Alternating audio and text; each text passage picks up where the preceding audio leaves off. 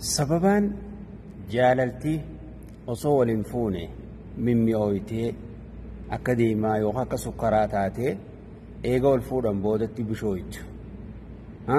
akka nama bishaan bahar dhugee taatee yookaan akka nama soogidda nyaatee soogidda gaafirra dabarsan akkam jaalalti gariin akkas taati gaaza jetti akka lambaa gaaza fixateeti rakkoon tun maalirraa dhufte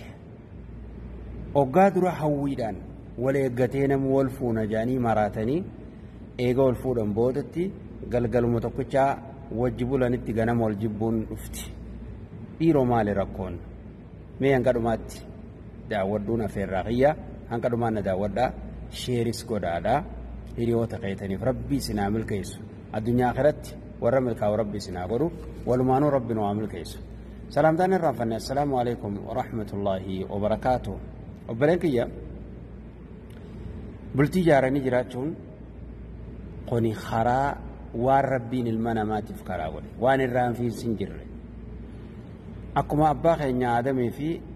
haadha teenya hawaati alayhim assalaam bultiin jechuun isaanirraa horteen eegalteeti heddummaachaa as geesse namni kun wal horaat deema kaanis du'aat deema kaanis dhalatachaat deema kaanis du'aat deema kun waan rabbiin ilma namaatiif karaa godhe dhiirti takkaas kophaan jiraattu dhiirti waggaa kophaa jiraattu mana keessa akka silkii intarneet hin qabneeti silkii bitattee waggaa qabu namni silkiin isaa yoo intarneet hin qabaanne waan takka faayidaa hin qabdu dhiirti kophaa jirtus akkasi dubartiin kophaa jirtus akka silkii intarneet hin qabneessani gammachuun qabdu manni haadha manaatiin malee hin tolu abbaa manaatiin malee hin tolu tayyib jarri kun waggaa wal fuudhanii bultii ijaaran yeroo mana wal fidatan rakkoon jaalalti dur oofan suni mana waggaa dhufte dur wal jaalannaa baluuni jaalata jan waggaa mana dhufe jijjiiramaan dhufa rakkoon tun maalirraa jaalalti rabbiin quba qabu eessa jirti jaalalti rabbiin dubbatee eega wal fuudhan booda jirti yoomirraa eegaluu qabdi eega wal fuudhan irraa takka jetteeti jaalalti eegaluu qabdi ka rabbiin dubbate jechuudha jaalalti rabbiin dubbate eega wal fuudhan irraa takka jetti namni meeshaa miti kamana wal kaayyatee walirra janajjanuuf namni meeshaa miti ka heerumtee dubbii namaa alaa fuutee abbaa manasii kana tuffachuu eegaltuuf isiin ni tuffatti inni ni tuffataa kabajaan mana kana keessa hin jirtu yoo inni jaalate isiin hin jaalattu yoo isiin jaalatte inni hin jaalatu rakkoon kun maalirraa rakkoon kun hundinuu niyyaan isaanii wasaka ta'uurraa walitti jibuurraa wal sobuurraa iimaanarraa fagaachuurraa namni jettee namaatiif hin deemu mee rabbiin akka jiru subhaanahu wa ta'ala waggaadha dubbate ومن آياته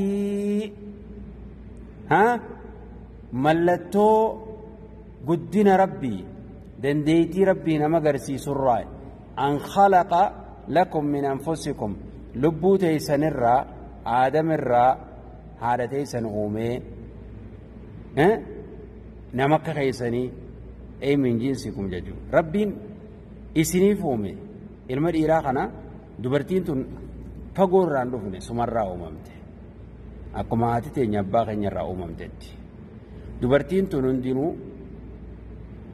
dhiiraa fi dubartiin qaama tokko qaama gosa gosaatii miti rabbiin qaama tokkorraa uume qaamni isaanii ol tuqe qoreen qabu silaa dubartiin qaama biraa taatee inni qaama biraa taatee walitti dhiyaachuun hin danda'amu du'a rabbiin ilma namaarraa dubartii uume ilma namaarraa dhiiraas uume walif fidee akka wal fuudhan godhe qaama walii godhe namni kun waggaa wal fuudhe maaliif isinumaaf jecha ilma dhiiraa sumaaf jecha dubartii tana isii uumne jaa akkuma rabbiin dhiiraaf dubartii uumetti dubartiifis dhiira uume jechuudha maaliif wanni uumeef rabbiin dubartii takka abbaan haadha abbaan itti lafaanii guddisan yeroo guddisan hundinuu ni heerumti mana sii qabeeytu kana qatti guddatti qatti rahaa barte qawaan feetitti harkachaa turte kana dhiifteeti gurbaa namaa kan beeyne kamaalummaa isaan beeyne manan beeyne bira dhufti kun beekamaadha yeroo dhuftu kana keessatti wanni isiin barbaaddu maali jaalala barbaaddi rahaa harkachuu feeti kabajaadha feeti meeshaa akkaati gootuun feetu si galtee akkaati meeshaa gootee isii irratti biraa janajjantuufii miti si galtee wanni mana abbaa isii dhiiftee mana haadha isii hatti kabajaa qabdu hatti gartee waan feetu rukattu ka yeroo feeti raftee yeroo feeti haatu mana san dhiiftee haatee sibira dhufteef jaalala waan rabbiin uume jaalala barbaaddi hirriba feeti rahaa sirraa feeti jecha bareedaadha feeti taphachiisuu feeti qabalchiisuu feeti kana feeti dubartiinis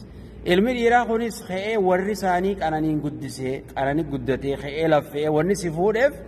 jaalala sirraa fedha kabajaa sirraa fedha akkaati qaalii isaa gootu fedha dhiiraa fi dhiira akkaati dhiira taatoo miti yoo atis dhiira taatee hoggaanni takka dubbate kudhan dubbate namni kamii wajji jiraata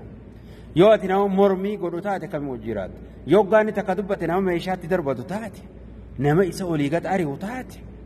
akkamiin namni mana kana keessa wajji jiraata dhiiraa fi dhiirtii wajjin jiraattu dubartii wanni rabbi si godhee si uumeef akka abbaa mana keetii kabajee qaalii isaa gootee waan rabbi jaalachiisu keessatti kanaaf rabbiin uume jechuudha litaskunuu ilayhaa maaliif qalbiin teessarraa harkattee isin lachuu gara walii qubattan namni jana janarraa hafuura baafata litaskunuu ilayhaa jee rabbiin bara isiin hin jana jantu duraanuu sodaa rabbii qabdi sammuun sii hafuura baafatti sammuun isaa hafuura baafatti inni kabajaa qaba naamusa qaba isiin kabajaa qabdi naamusa qabdi inni dubbii namaatiin hin deemu isiin dubbii namaatiin hin deemtu warri warra kabajaa qabu maaliifin heerume beeyti maaliifin fuudhe beeyti qaalibbaa mana sii gooti ni khaddamti tola yoo inni ala deemee kan dalagu taate isiin mana keessatti dalagaa isii ni beeyti uffata dhiquu nyaata godhu ijoollee waa hedduu waan manasii waan isiirraa eeggatu ni beeyti moo akkanumatti musalsalumaa fi shiishuma olii gatan harkiftu dubartii naamusa qabdi warri kabajaan guddise dubartii diin qabdu musalsala jalan deemtu dubartii imaana qabdu jechuudha tanaaf dubartiin kabajaa qabdu abbaa manasiitiif jaalala kanniti rabbi subhaanahu wa ta'ala waja'ala baynakum mawaddaje jaalala isin jidduu godhe wal jaalachuu jira inni ni jaalate isii dhabuu hin danda'u isiin ni jaalate hanqanni alaa galu dirqitti eeggatti si galtee hanqanni alaa galu dirqitti eeggatti hanqa inni izni akkasii isiin akkasii jechuudha tanaaf waja'ala baynakum mawaddaa rabbiin jaalala isin jidduu godhee jee san qofaa miti rabbiin jaalala godhe jaala baynakum mawaddatan wa rahma waliif nahu waliif rifachuu rahmata walii godhuu jira rabbii nama jidduu godhe warra ol fuudhe jidduutti summi walin nyaachisan walin miidhan walin roorrisan jaalalti rabbiin dubbate tana inna fi dhaalika akkanatti fuutanii wal kabajjanii wal jaalattanii wajjiin jiraachuu tana keessatti inna fi dhaalika ammaali rabbiin haadha manaa jaartii isinii uumee ilma dhiiraatiis uumee akkana wajji jiraachuu keeysan kana keeysatti rahmataatu jira aaya mallattoo tokkummaa rabbii waan nama agarsiisu jira laayaatun tokkummaa rabbii waan nama agarsiisu guddina rabbii waan nama agarsiisu rabbiin dhiiraaf dhalaa walii uumee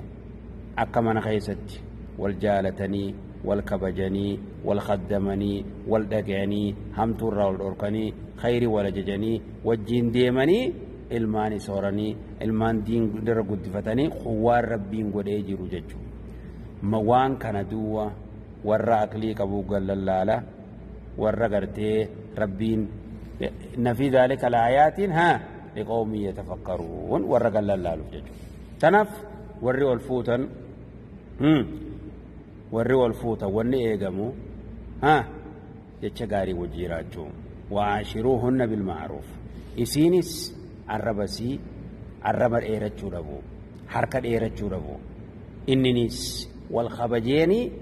ajaja rabbii fudhatanii jaalala dhugaa san eega wal fuudhanii walii kannanii dubbii namaaf jidduu naquu baatanii jettee namaarraa fagaatanii nagayaa wajji jiraachuu